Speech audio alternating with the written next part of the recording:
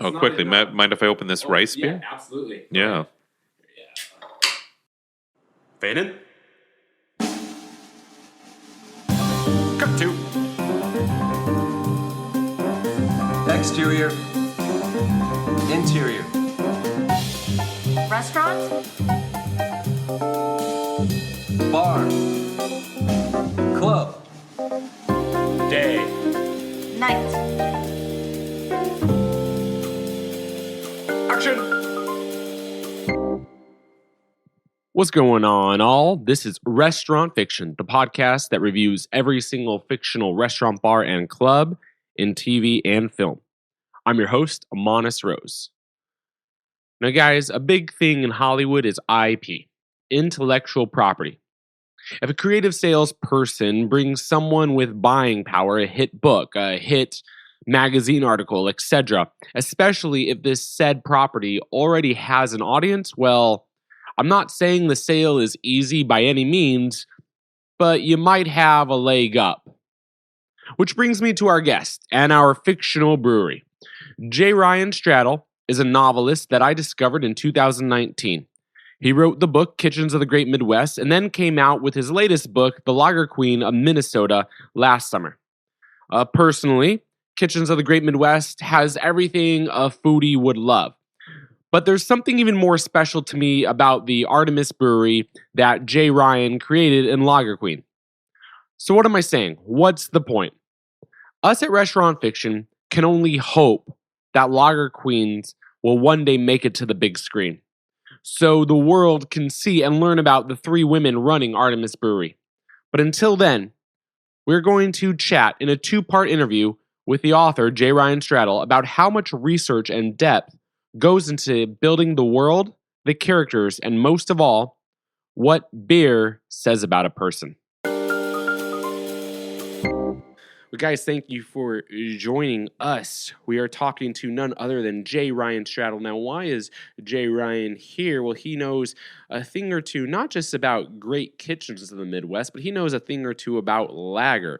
Not just any kind of lager. Well, IPAs, Kolsch's from Minnesota. He knows a thing or two about the queens of Minnesota, the lager queens. Is there really royalty in Minnesota? Well, Depends who you ask. But anyway, without further ado, we're going to get right into the questions. First, a couple of icebreakers. What is the best and worst beer you've ever had? Wow. It's tough to nail down a best. That's really tough. My favorite beer in Los Angeles right now is probably Three Weavers. I'm biased, though, because they were such a huge help to me in creating Lager Queen of Minnesota. They gave me access to their facilities, answered a lot of questions, helped with a lot of my research. So the women at Three Weavers were hugely instrumental. So I'm biased, but I really also enjoy their beer. I had a friend come down who's a real beer connoisseur, and of all the maybe 15 or 20 different beers he tried in his 2 days in Los Angeles, he also mentioned Three Weavers was his favorite. And so he's a more informed beer fan than I am, has a much more sophisticated palate for these things, and he agreed. It's not just my bias. So I recommend them. And they're pretty widely available now. I see them in Trader Joe's and Gelson's. Locally in Minnesota, I'm a fan of Castle Danger. You won't be able to get it much outside of Minnesota, but if you find yourself in my home state, I recommend looking up Castle Danger Brewery. In terms of least favorite, boy. I haven't had a lot of bad beer in my life. I'll certainly... It's no blots for you. That won't be the worst blots. Lots and blots. Blot Special Light. Well, I suppose the equivalent. I mean, when it's possible to avoid Miller Lite, Bud Light, Coors Light, that kind of thing, I certainly do. I mean, if it's 95 degrees and there's nothing else, I've been known to have one, but it takes a certain amount of conditions. I don't know. I tend to avoid beers that are a little too busy, beers that have been dragged through a garden, beers that have a few too many ingredients that I'm not quite sure what the essence of what I'm supposed to be trying is. Or things that are overly hopped. I'm really kind of glad the hop wars are done. There was a battle between these brewers in the UK and brewers in Germany for a while to create the most alcoholic beer in the world. And that wasn't necessarily pleasant to drink. So things like that. Things that either on one extremity of effort or invention for its own sake, or on the other side, just a totally Anonymous swill. Those are only two things I would consider to be failures, or at least insufficient. First of all, guys, Three Weavers, it's this awesome, mom pop brewery kind of next to LAX. So what I recommend if your flight is delayed or if you get there too early or whatever, just go to Three Weavers and have yourself a good time. Absolutely. That's a great suggestion. Yeah, if you find yourself getting close to LAX, then all of a sudden you get the push notification that your flight's been delayed 3 hours. Oh, yeah, going down Three Weavers. That's actually how I discovered it, was because I had a delay and I wanted a good bar to go to. What is it about drinking and beer that mesh so well with Minnesota? It's a beer state historically. It was settled by a lot of Germans and some Czechs. I come from a Czech family myself. I'm half Czech, my dad's family. The Stradals are all Czechs. So there's that heritage ingrained in the state's history. At one point, the state had hundreds and hundreds of breweries in the 1880s, 1870s, and now it has about 200. So it's starting to return back to that era. But what's interesting about the current era of Minnesota brewing is that it doesn't really seem like any brewers in Minnesota want to get too famous.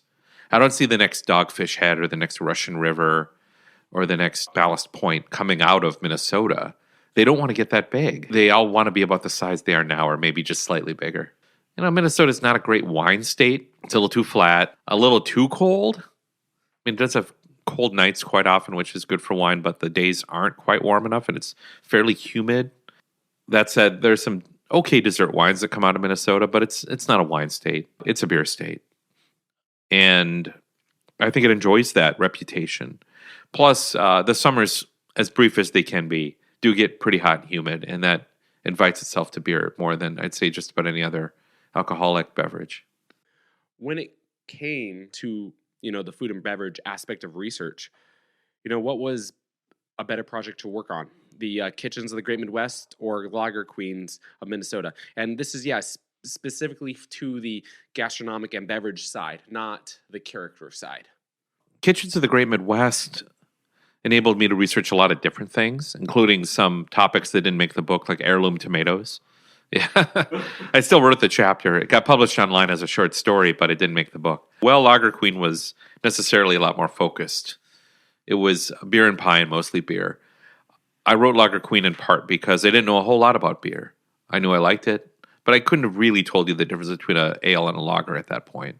And so I created 3 characters that didn't know anything about beer and started all their stories at a point where they knew nothing about beer and had them learn. And so they taught me. That was fun.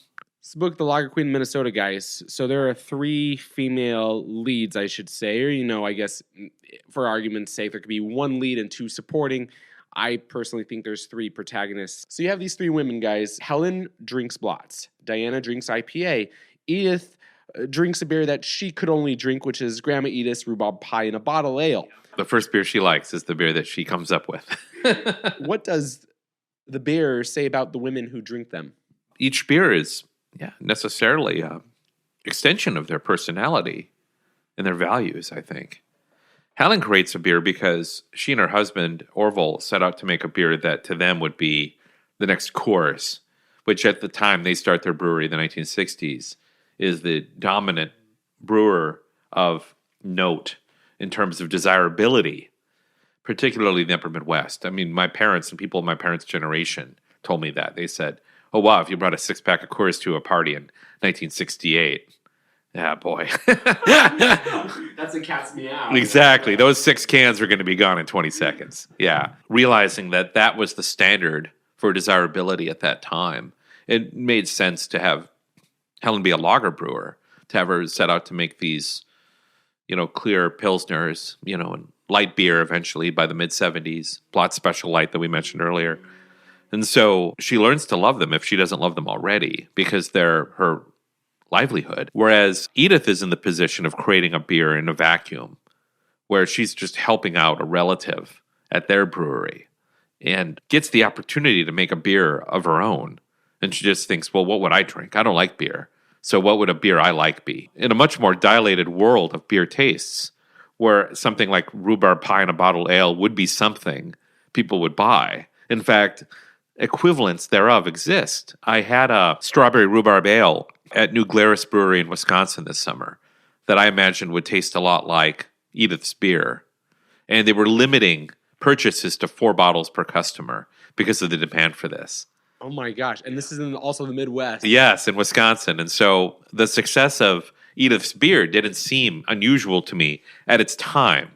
I mean, that was set in 2018. So certainly in 1975, when Helen launches Blot Special Light, that's going to be a hit in that time. The dawn of Miller Lite and the dawn of light beer. Rhubarb pie in a bottle would not have been a success, most likely. It might have been a passing novelty that people would try once and never again. Whereas nowadays, I think a beer like Edith's would have a little more success. Whereas Diana gets into brewing just because it's a job. She doesn't really develop a taste or a love for beer until she devotes herself to the job more fully. And her taste for IPAs comes about through a practice, through the fact that it's the first beer she's assigned to make because it's the hardest to screw up. The main character in Jay Ryan's novel Kitchens of the Great Midwest is Eva Thorvald. What kind of beer would Eva drink? Probably something local. You know what? I went to a brewery called Mad Fritz in Napa, California. Their brewer is the most intense brewer in regards to sourcing ingredients that I've ever met. His beer labels, because he's one of the more knowledgeable brewers I've met in terms of his opinions about what makes the kind of beer he's interested in brewing. In other words, like I feels like, he's got a wine background. And he seems to approach beer the way someone with a wine background might. He's got a tremendously interesting approach to it in terms of not really looking for profit per se. He mentions where every ingredient in this beer is from specifically, including the water. He includes the water on his label, guys. Mad Fritz, the Porcupine and the Snakes, Groot Ale. The water's from St. Helena. The barley source is from Siskiyou City, California.